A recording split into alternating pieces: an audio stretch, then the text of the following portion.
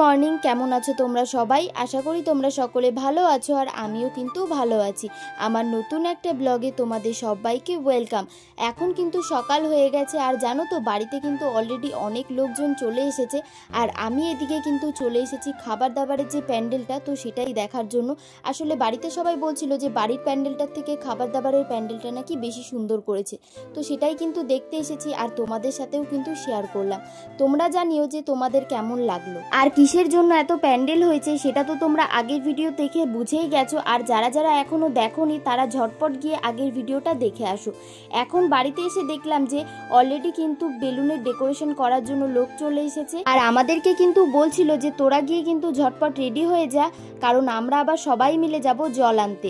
এখানে কিন্তু এসে দেখলাম যে আমার মুখে কিন্তু অলরেডি অনেক পিম্পলস বেরিয়ে গেছে, তবে বাড়িতে গিয়ে কিন্তু আমাকে একটু স্কিন কেয়ার করতে হবে। যাই হোক, সেই সব কথা বাদ দিই, এখন কিন্তু আমি রেডি হয়ে গেছি। আর দেখো, আমি না জানতাম না যে এখানে সবাই ইয়েলো পরছে, তাই জন্য কিন্তু আমি কোনো ইয়েলো ড্রেস আনিনি আর আমি যেই ড্রেসটা এনেছিলাম সেটাই কিন্তু পরে নিয়েছি। তোমরা জানিও যে আমাকে কেমন লাগছে। দেখো, এখানে কিন্তু বেলুনের ডেকোরেশনটা অলরেডি হয়ে গেছে, তবে বাইরে যে বেলুনের গেটটা হচ্ছে সেটা কিন্তু এখনো হয়নি।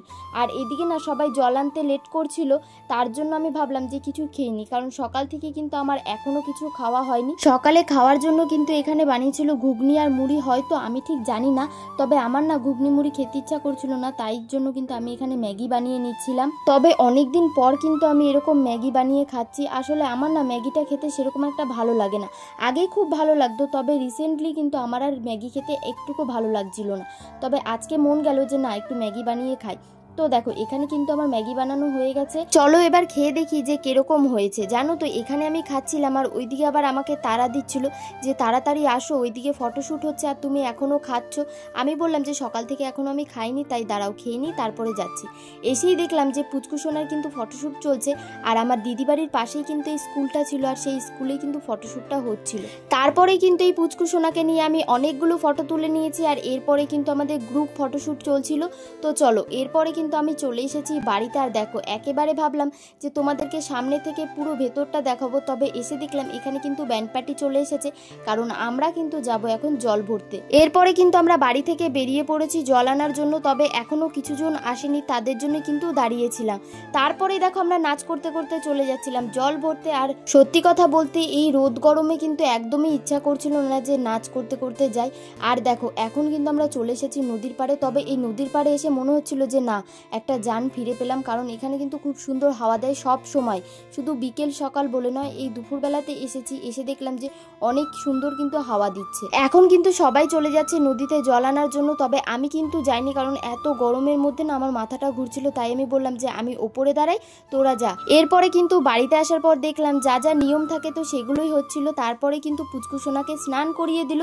আর দেখো, এরপরে কিন্তু আমি চলে এসেছি ঘরে আর আমার না একটুকু ইচ্ছা করছিল না যে এরপরে আবারও রেডি হই তারপরে যাই, তবে কিছু করার নেই, রেডি তো হতেই হবে। তার আগে আমাকে আবার সবাইকে রেডি করাতে হবে। এখানে রান্নাঘরে এসে দেখলাম যে পুচকুর খাবারের থালাটা কিন্তু রেডি করেছে, তো সেই ভিডিওটাও কিন্তু আমি তোমাদের সাথে শেয়ার করলাম।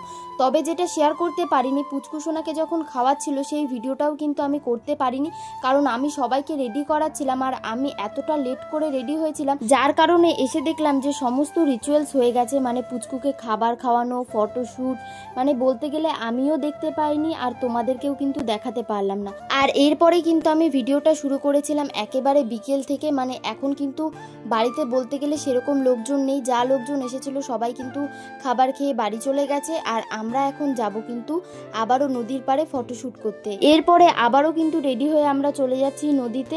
আর জানো তো, সবাই কিন্তু চলে গেছে, তবে এই যে এই ড্রেসটাই কিন্তু আমি পরেছিলাম দুপুরবেলাতে, যেই ভিডিওটা করতে পারিনি, তাই কিন্তু তোমাদেরকে এখানে আমি আবার বলে দিলাম। আর এই নদীটা কিন্তু আমার দিদি বাড়ির একেবারে পেছনে, মানে হেঁটে 1 মিনিটও লাগে না।